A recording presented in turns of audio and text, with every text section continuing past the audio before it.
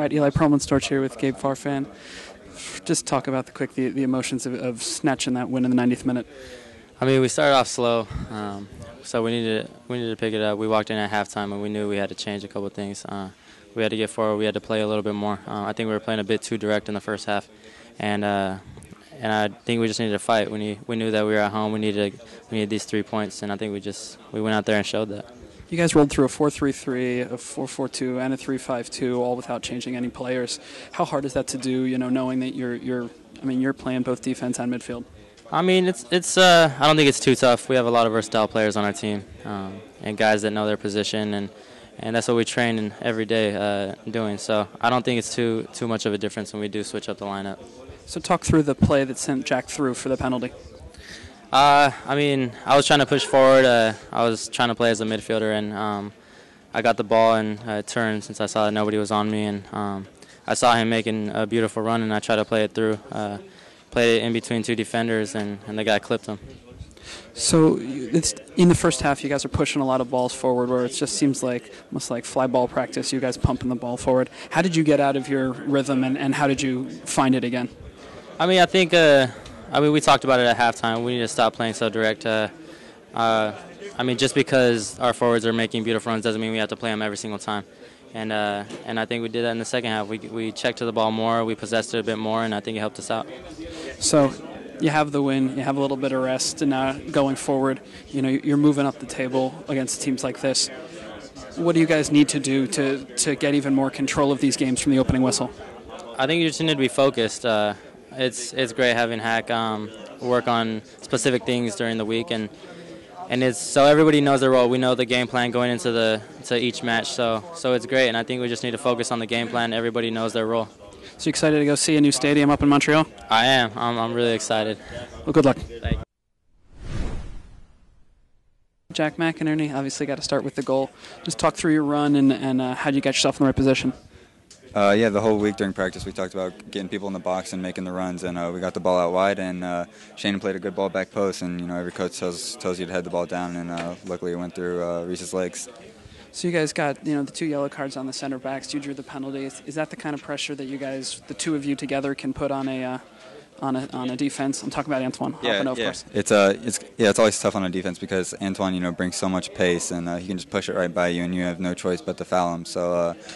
Putting I think the 2 center backs, having yellow cards, it definitely helped us out because I had to be more cautious, and at the end of the day, it shows. So with Antoine up top, you tend to drop more into the midfield. Talk about your goals as a midfielder, and you seem to be playing a lot of one-touch passing. Is that intentional, or are you just wanting to get the ball off your feet quickly? Naturally, I've always played one touch, so I don't really think that's anything different that I've done. But in the first half at halftime, we talked about holding the ball up top. So I kind of tucked in under Antoine and checked to and let Antoine make the runs in behind because we needed someone out there to keep the ball for us. Now that you're getting this run of games, are you getting a little more confident against some of these bigger bodies and learning how to not just beat them with your feet, but put the muscle into them? Every game, I'm learning because, the league is, physical and fast, and, those aren't my attributes. So I'm learning every game, where I need to be, what I can do to beat those, things that I don't have. When the team is changing shape behind you so much, going from a 4-3-3 to a 4-4-2 and then the 3-5-2 at the opening of the second half, what does that do to your mindset up top? Does that change the way that you run your lines?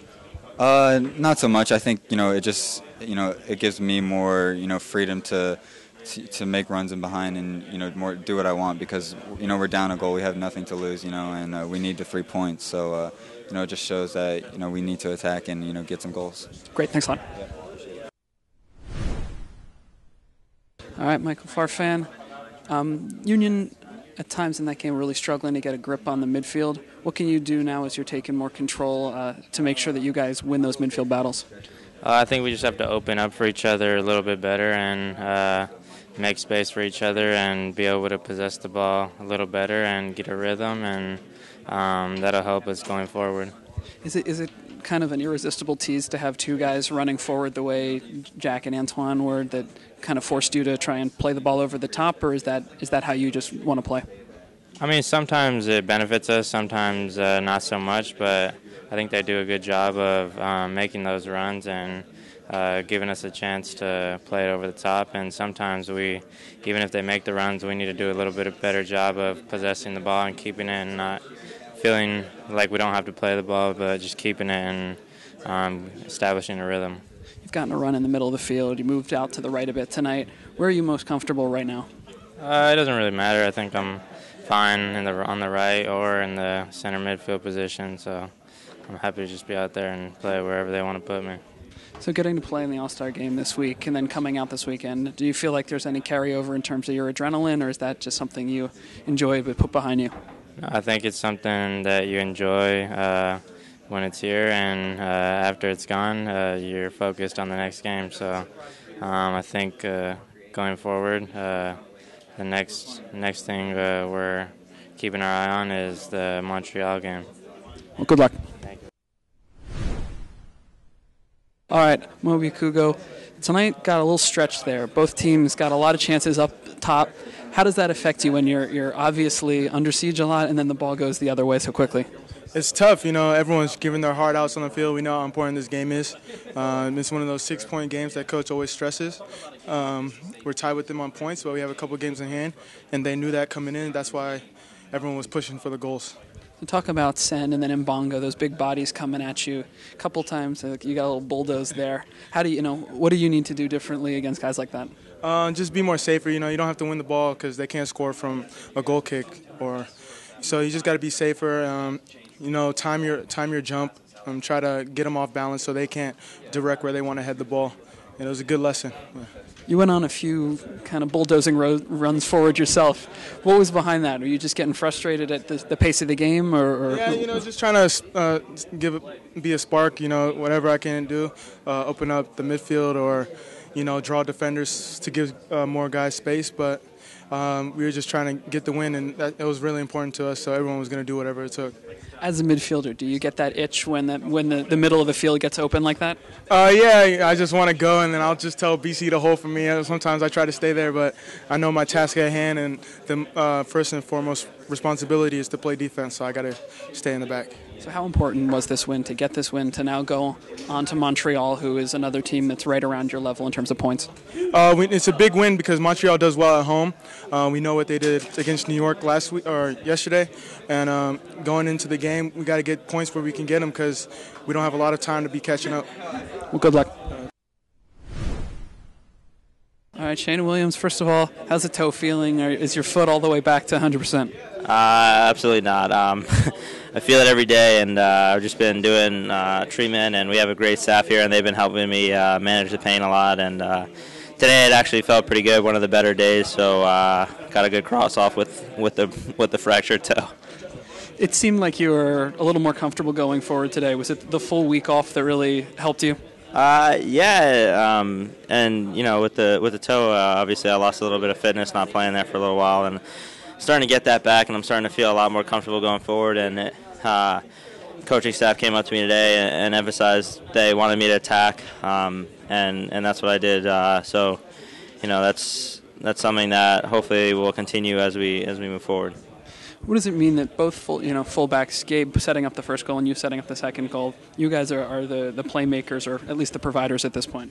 Yeah, I mean, the coaching staff relies on us a lot to help out the attack and to be an outlet, and Gabe's a great player and obviously played a great ball in the jack for the PK, and then jack on the end of another cross. So we're encouraged to go forward, and we'll continue to do that as long as the coaching staff wants us to. Obviously, forwards switch sides all the time, but as a fullback, just going from right back to then playing the left in that three-man setup going in the second half, how much does that affect what you do? Not much at all. The coaching staff wanted me to be more defensive and let the five guys in front of us try to really push for the game, and and then we switched back, and it was all back to the same. So played a little left back earlier in the year, and it's not a problem to do it again. If you could fix one team from today to get this team ready for Montreal, what would you improve on? Just giving up less chances. I think we gave them a little too many chances, more than we like to give up, and luckily Zach came up huge. We had some other guys make some big stops. So, as long as we can keep tightening up defensively, we'll be all right. Sounds good. Thanks. Yeah, no problem.